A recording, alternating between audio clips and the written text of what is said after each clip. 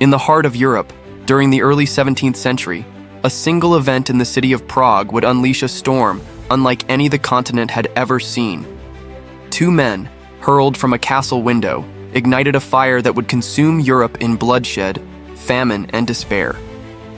The 30 Years' War had begun.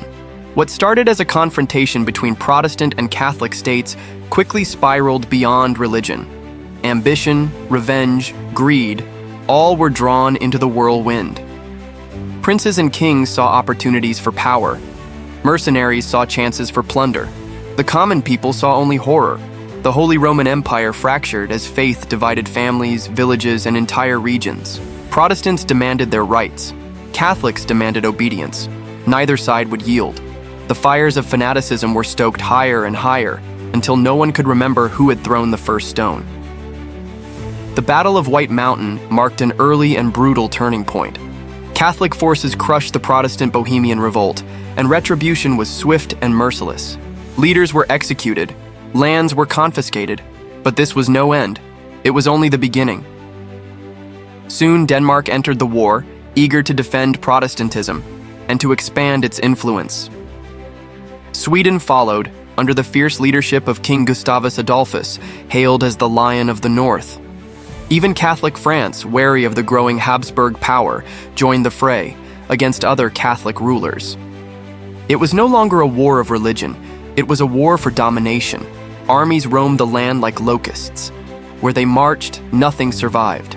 Crops were trampled, livestock slaughtered, towns pillaged and burned. Famine followed war like a shadow. Disease, ever lurking, swept through starving villages and broken cities. A generation was lost to violence and starvation. In some regions, 2/3 of the population perished. Children wandered the forests, orphaned and feral. Women and the elderly fell victim to roving bands of soldiers who cared nothing for banners or causes. Human life was cheap. Mercy was rarer than gold. The war changed faces, but not its cruelty. Leaders rose and fell. Battles were won and lost. Treaties were signed and broken. But for the people of Europe, there was no peace, only endless suffering. Armies were no longer noble forces fighting for kings and ideals. They became mobs of desperate men, unpaid and unleashed, living off the land and off the misery of others. A soldier's loyalty belonged not to God or country, but to the purse that fed him. The countryside became a wasteland. Cities that had flourished for centuries lay abandoned, their cathedrals shattered, their streets silent. Fields, once alive with wheat and songbirds, were now fields of bones. The land itself seemed cursed. The war dragged on year after year, decade after decade.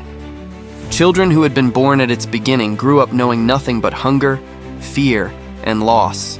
An entire generation came of age amidst chaos. Religious zeal faded into cynical politics. Faith became a mask for ambition. Even the most devout realized the war had long since lost any true moral purpose. As the war entered its final phase, the fighting grew even more desperate. French and Spanish forces clashed with bloody ferocity. Swedish armies ravaged the German heartlands. Every nation fought not for salvation, but for survival and for advantage. Finally, after 30 years of devastation, the leaders of Europe were forced to face the reality that none could truly win. Negotiations began, dragging on for years. Arguments over land, over sovereignty, over pride. The result was the Peace of Westphalia, a fragile agreement hammered out with exhaustion and despair. The treaties did not heal the wounds of Europe. They merely ended the bleeding. Borders were redrawn, powers were balanced, religious freedoms were grudgingly acknowledged. The Holy Roman Empire was forever weakened. France rose as a dominant power. Spain began its slow decline. But for the millions who had suffered and died, there was no triumph, no celebration, only silence. Only the aching task of rebuilding shattered lives. The 30 Years' War left a scar on Europe that would last for centuries. It changed the very nature of warfare. It changed the meaning of religion. It changed what it meant to be a nation. Out of the ashes of endless slaughter, a new Europe began to emerge. One less driven by religious fervor, and more by the cold calculus of politics and power.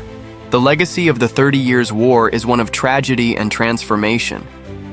It stands as a brutal reminder that wars begun for noble reasons often descend into horrors beyond imagination. That faith, when wielded as a weapon, can destroy as easily as it can inspire.